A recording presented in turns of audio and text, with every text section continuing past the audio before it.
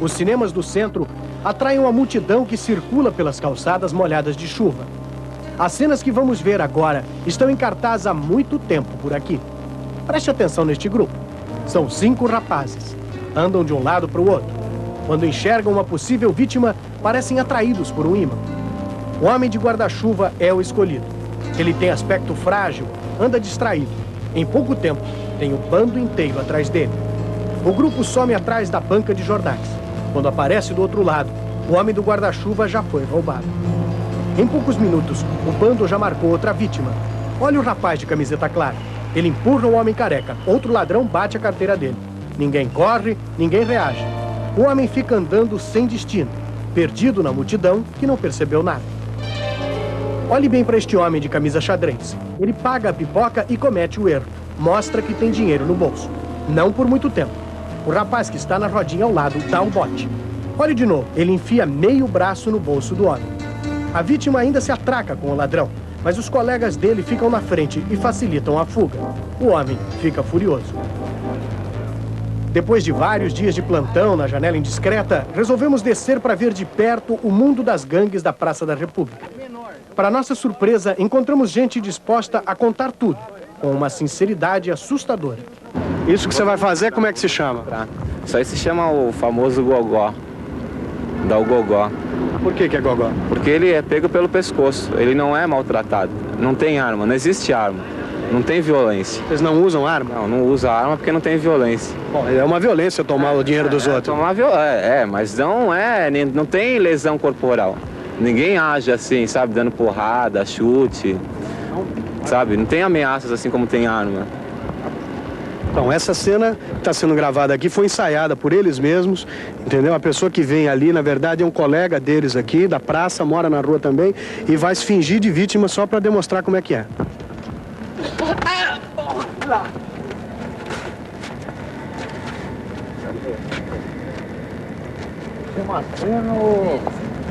É, mas ao contrário do que dizem os assaltantes, o golpe é muito violento. A cena toda não dura mais do que alguns segundos. Nós tira relógio, tira corrente, tira o dinheiro, tira tudo. Mas isso acontece no meio da rua? Né? No meio da rua, debaixo do metrô. Né? Mas de dia mesmo? Não, só de noite. Das janelas de frente para o crime, a imagem do centro de São Paulo é um instantâneo de uma região assustada. A franqueza deste depoimento, gravado na madrugada da Praça da República, resume a violência do centro da maior cidade do país. Um dia, tomara que não aconteça, nós podemos nos encontrar, você me roubando e eu sendo roubado, e aí? Aí tudo bem, aí nós ia pra cima. Se eu não te conhecesse, né? Como eu tô te conhecendo hoje, né? Aí eu ia ser obrigado a roubar, tô duro. Sem remorso. Sem remorso, né? E se você reagisse, era capaz de a gente avançar em cima mesmo e tomar na porrada mesmo. Na mão grande mesmo, no tapa, no rodo, na chinela, nem que apanhar, nem que, né? Você acha que a sociedade pode te desculpar por tudo que você já fez e pelo que você ainda planeja fazer? Eu acho que não, viu? Eu acho que não. E o repórter Ernesto Palha está nesse momento na Praça da República, no centro da cidade. Palha, como foi o movimento hoje por aí? Bem, Celso, hoje o centro de São Paulo viveu um dia atípico. Há muito tempo não se via tanta polícia por aqui. Mais de 560 policiais, civis e militares de São Paulo estiveram fazendo uma verdadeira operação arrastão no centro da cidade. Detiveram 330 pessoas e apenas 3 dessas pessoas, no final da tarde, continuavam presas. Nós estamos aqui com o secretário de Segurança do Estado de São Paulo, Dr. Pedro Franco de Campos. Doutor, o senhor acha que operações como a de hoje, com esse resultado, 330 detidos e apenas 3 realmente presos ao final da tarde, é dessa forma que se resolve o problema do centro de São Paulo? Eu não tenho dúvida nenhuma de que, através da presença ostensiva, preventiva e, quando necessário, repressiva da polícia, é o trabalho que será desenvolvido por orientação do governador Fleury para que se diminua o quanto mais possível esta verdadeira ofensa à população de São Paulo, que deve transitar tranquilamente pelo coração da nossa cidade. Mas e o que o senhor sugeriria? Qual é a sua recomendação principal para essas 6 milhões de pessoas que passam pelo centro? é que caminhassem com tranquilidade, que procurassem a autoridade policial, civil ou militar, até porque, diante da reportagem feita por vocês, eu tenho a noticiar à população de São Paulo que uma das pessoas que aparece no programa do Globo Repórter, desde o último dia 5, já está preso no 19º Distrito Policial, condenado por assalto a uma pena de 4 anos de reclusão para cumprir. Não porque ele apareceu no Globo Repórter. Evidentemente que não, porque ele foi preso no dia 5 e desde essa data está recolhido, cumprindo a pena imposta pela Justiça pela prática do crime de assalto. Muito obrigado, secretário. Nós voltamos com Celso Freitas. Mas o medo não está só na cidade. A violência também assusta no campo. Em instantes, nossos repórteres mostram uma das áreas mais violentas do país. Rio Maria, no Pará.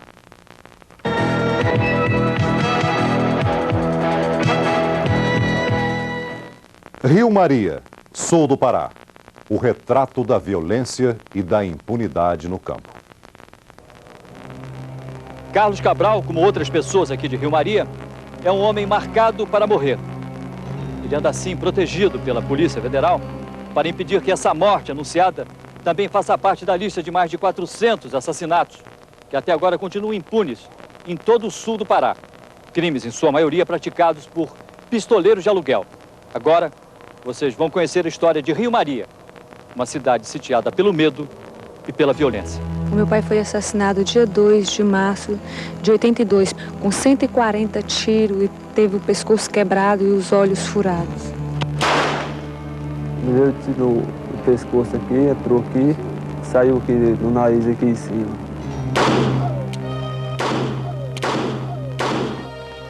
As vítimas da intolerância aumentam a todo instante nesta terra onde o 38 é a lei. Rio Maria, 20 mil habitantes, com pouco mais de 15 anos de vida, já tem 2 cemitérios. Só neste aqui, 70% dos mortos foram vítimas da violência que aumenta a cada dia em toda esta região.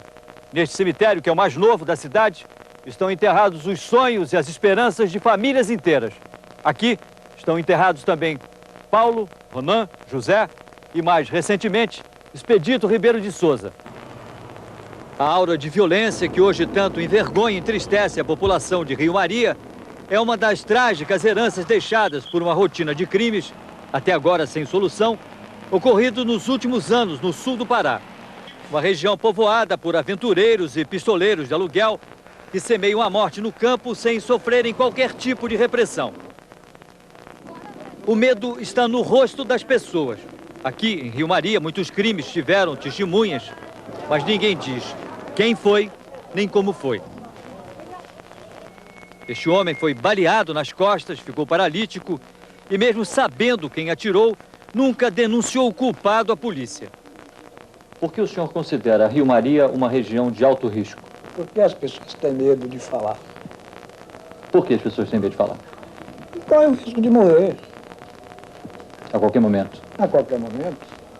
Eu, pelo menos, não digo nada, não sei de nada, não vi nada. Eu acho que as pessoas aqui estão dominadas pelo medo. Pelo medo. Eu mesmo tenho medo. Muito medo. Eu não participo de nada aqui. Eu tenho medo de morrer. Medo de ser assassinado por pistoleiros como os irmãos Neto.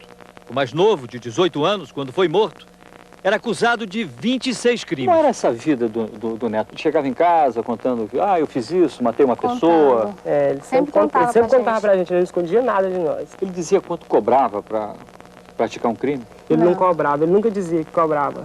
Mas ele cobrava, sim. Ele não aparecia com dinheiro em casa? Aparecia. Aparecia com dinheiro, né? No sul do Pará, os pistoleiros têm até uma tabela.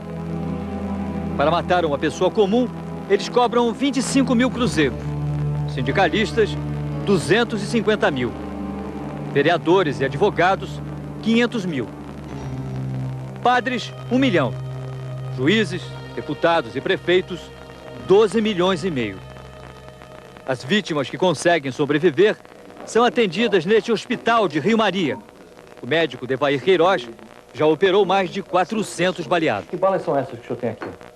Essas balas aqui são balas extraídas de pessoas alvejadas e que chegaram vivas até o hospital. E as pessoas que não chegam vivas no hospital não são extraídas as balas. Né? Nós temos aqui, então, quantas balas? Aproximadamente 50 balas, 50 balas extraídas desses E essas balas que estão aqui, são balas também? São balas também. Com relação aos baleados, aqueles que chegam ao hospital foram atingidos por pistoleiros amadores, porque pessoas atingidas por pistoleiros profissionais não chegam vivos ao hospital. E eles geralmente são treinados, né? São pessoas certeiras, eles atingem principalmente a cabeça e o lado esquerdo, né? Que é o coração. As pilhas de processos com os crimes desses pistoleiros aumentam nas prateleiras do fórum. Mais de 400 processos de homicídios estão parados há vários anos em toda essa região aqui do sul do Pará, porque os erros e omissões praticados durante a fase de investigação policial foram tão grandes que hoje a Justiça não sabe como resolver esses casos. E é bem provável que a maioria desses crimes acabe ficando mesmo sem solução. O juiz substituto de Rio Maria, Roberto Gonçalves, acusa a polícia de não trabalhar como determina a lei. Infelizmente, a polícia aqui da região, a maioria, é desenvolvida por delegados leigos, quer dizer, delegados que não são de carreiras. E evidentemente que um delegado que não tem uma formação jurídica, ele tem dificuldade em instruir um processo, um inquérito criminal, policial. O delegado Leovaldo de Souza se defende, dizendo que o medo das pessoas é o maior obstáculo que enfrenta no trabalho dele. O povo não colabora. Sem informação, investigador policial nenhum consegue chegar no autor de um delito. As principais falhas da investigação policial. Os acusados de homicídio são identificados nos inquéritos apenas por apelidos. Os acusados dificilmente são presos e interrogados pela polícia. As testemunhas desaparecem. Não existe investigação nem perícia. A morte de Belchior Martins Costa talvez seja o exemplo mais expressivo. Não houve investigação, perícia, e o acusado nunca foi ouvido pela polícia. A filha de Belchior até hoje não se conforma com a impunidade dos assassinos. Meu pai foi barbaramente assassinado e até hoje não teve nenhum processo, nada. Não existe nada nos arquivos dessa delegacia e nenhum processo aqui no fórum. Esse crime até agora continua impune porque o delegado, na época, contrariando a lei, não instaurou o inquérito policial. Ele entendeu que tanto o assassino como os cúmplices, apesar de terem furado os 2 olhos, quebrado o pescoço e fuzilado a vítima, que estava sozinha com mais de 140 tiros, tinham agido em legítima defesa. Este crime chamou a atenção do promotor Fabiano Silva, há 6 meses em Rio Maria. Nós recebemos a notícia do crime através da filha da vítima e determinamos a instauração de inquérito policial e vamos acompanhá-lo.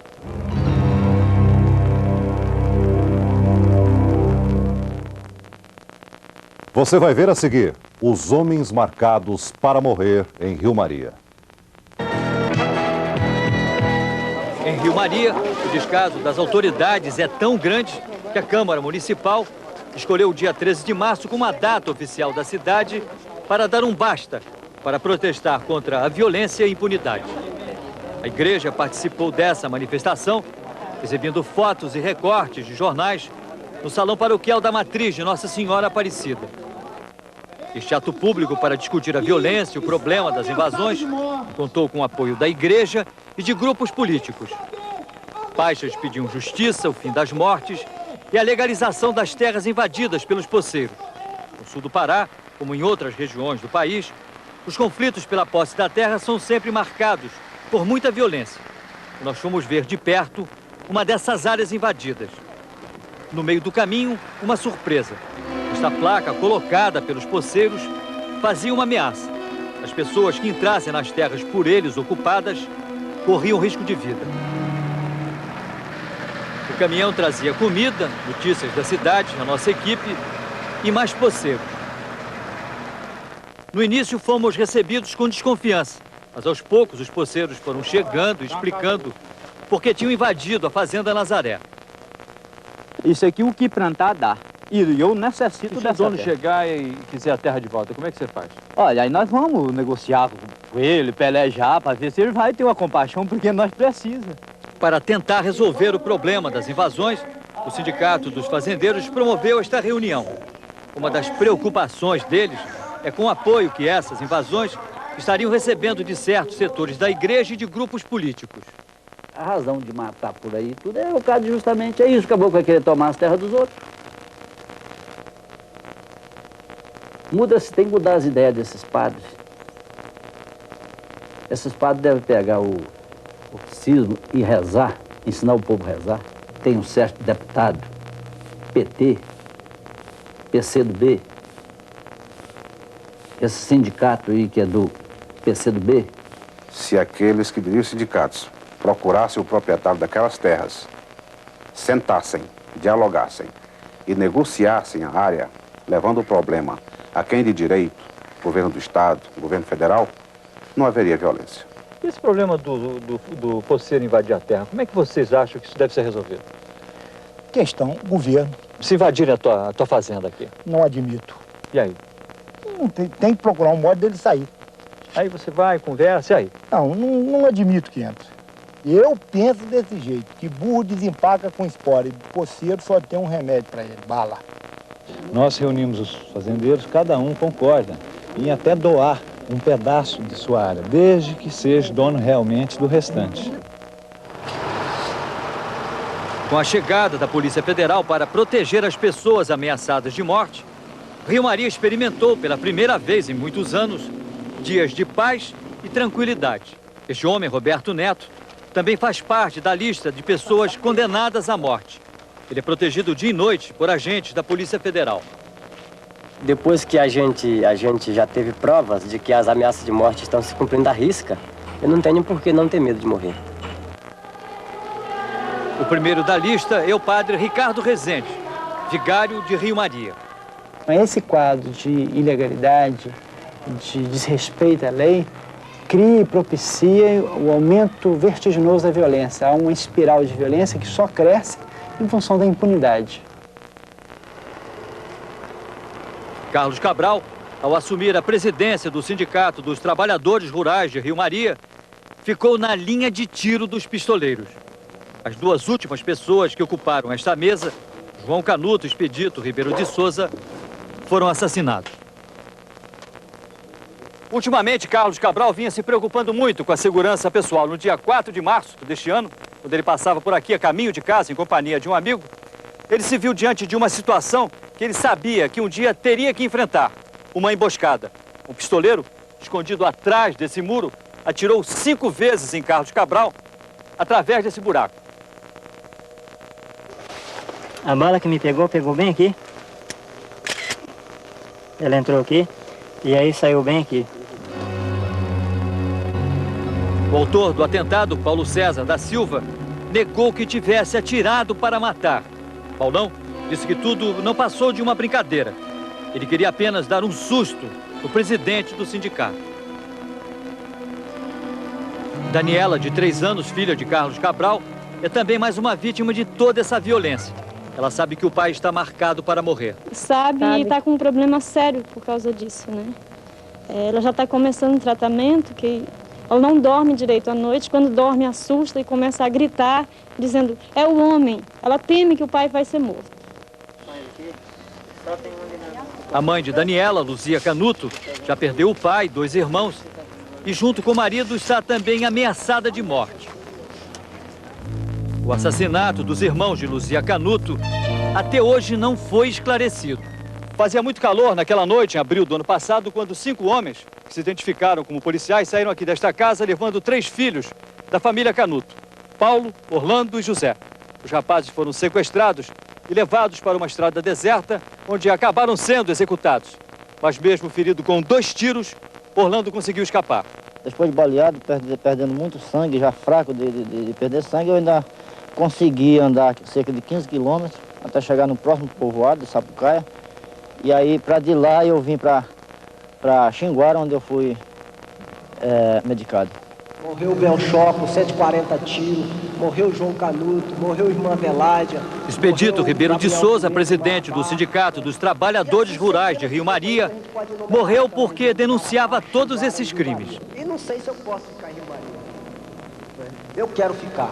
Tem minha família lá, tem a responsabilidade, porque sou presidente do sindicato, mas não sei se posso ficar.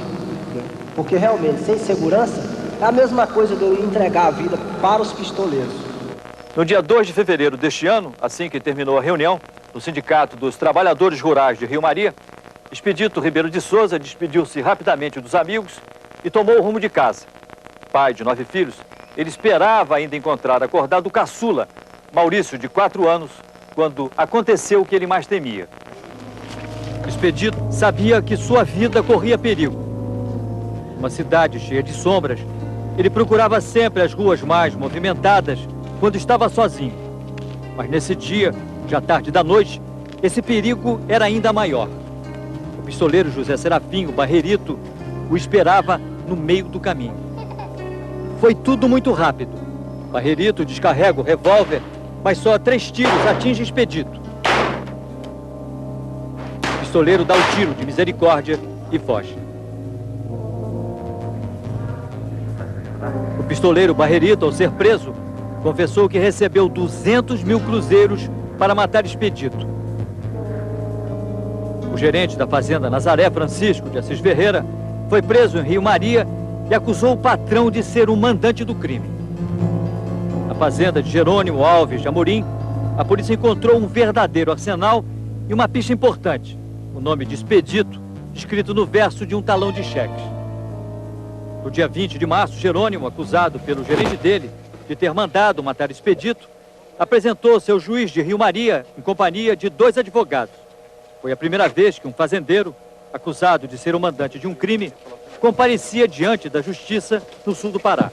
Eu não tenho participação nenhuma, eu estranhei através da imprensa o meu nome, a prisão do meu gerente. Eu estava em outra fazenda trabalhando quando tomei conhecimento da prisão do meu gerente. Aí que eu vim saber quem era Expedito, porque até então não tinha tomado conhecimento. Você não teve nenhuma participação na morte do... Não tem nada a ver com Rio Maria. A fazenda é outra propriedade, apesar de que está totalmente invadida por gente aqui do Rio Maria. Na semana passada, o pistoleiro Barrerito e o gerente da fazenda Nazaré negaram tudo diante do juiz de Rio Maria. O gerente e o pistoleiro continuam presos. O fazendeiro agora só pode deixar Rio Maria com autorização do juiz.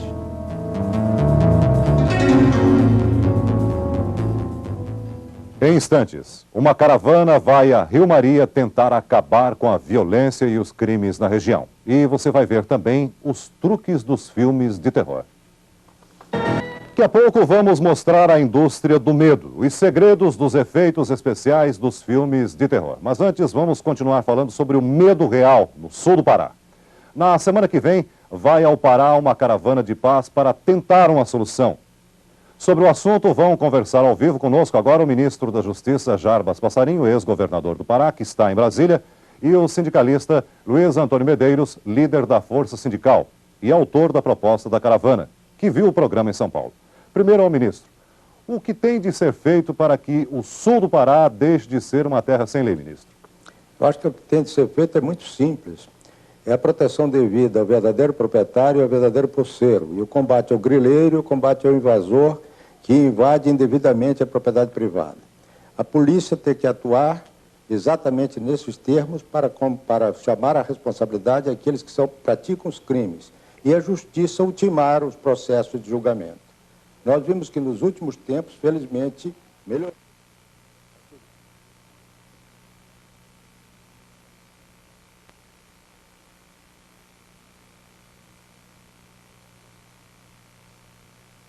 Então é preciso proteger as criaturas humanas. E o líder sindical Luiz Antônio Medeiros, o senhor acredita no sucesso dessa caravana que vai ao Pará? Acredito, e o que eu acabo de ver é uma vergonha nacional. Famílias sendo ameaçadas, famílias sendo mortas, dirigentes sindicais sendo assassinados, até parece que não se está no Brasil. Isso nos envergonha a todos, por isso eu acredito no sucesso. Mas eu acredito no sucesso se todos cumprirem com o seu papel. Eu vou a Rio Maria, vou a Sítio Novo, vou em Imperatriz, convido a todas as personalidades que podem ir, a imprensa, e que todos cumpram com a sua parte. O governo federal cumpra com a sua parte, o governo estadual, o movimento sindical preste solidariedade, porque esta impunidade não pode continuar. Isso é vergonha nacional. Luiz Antônio Medeiros, o senhor tem alguma pergunta para o ministro Jarbas Passarinho? Ministro Jarbas Passarinho, eu acho que uma das coisas, o senhor concorda comigo, para que traga paz é a justiça social. E a justiça social se faz também através da reforma agrária. Por que não fazer a reforma agrária nessa região conflagrada de tanta gente que sabe trabalhar e quer trabalhar? Estou de acordo, a reforma agrária deve ser uma necessidade absoluta, não apenas a reforma agrária do Pará. A reforma agrária no Brasil, a começar pelo problema de minifúndios, problema de propriedade privada média que fica apenas especulando com os valores, os grandes latifúndios improdutivos. Se nós tivéssemos seguido o Estatuto da Terra a partir do momento em que o presidente Castelo Branco o sancionou, o editou, hoje o quadro político, o quadro fundiário brasileiro seria completamente diferente. E você teria, provavelmente, Medeiros, a resposta que você está procurando com a sua pergunta. Pois é, ministro, eu vou estar lá, eu convido todas as personalidades, as pessoas que podem, isso não pode acontecer. Eu vi gente dizendo que tem que matar dirigente sindical, não pode, vou para lá, tá certo? Vou desarmado, vou conversar com os sindicalistas, vou procurar a igreja, vou procurar o PCdoB e vamos dar o nosso grito. Isso não pode acontecer no nosso país. As pessoas têm que ser respeitadas. O direito à vida é sagrado, principalmente daqueles que estão lutando pelo pão nosso de cada dia, ministro. E eu espero contar com a sua colaboração e que o governo federal faça a sua parte. Ministro, alguma coisa a acrescentar? Só mostrar ao meu amigo Medeiros que o governo federal está cumprindo a sua parte. Ele não pode intervir nos estados. Os estados têm sua autonomia. E vocês viram agora a proteção pela Polícia Federal das pessoas que estão marcadas para morrer. Agora é preciso que todos, como diz o Medeiros, cumpram a sua parte. E a partir do início, exatamente, dos fatos que ocorrem. As invasões, o poceiro expulso do seu lugar quando ele é poceiro real, o proprietário ameaçado, o grileiro sendo bem sucedido nas suas operações infames e os mandantes de crime. Isso tudo tem realmente que acabar, mas é preciso que se una município, Estado e União Federal. Pois é, ministro. Obrigado, ministro Jarbas Fossarinho, e ao líder sindical Luiz Antônio Medeiros.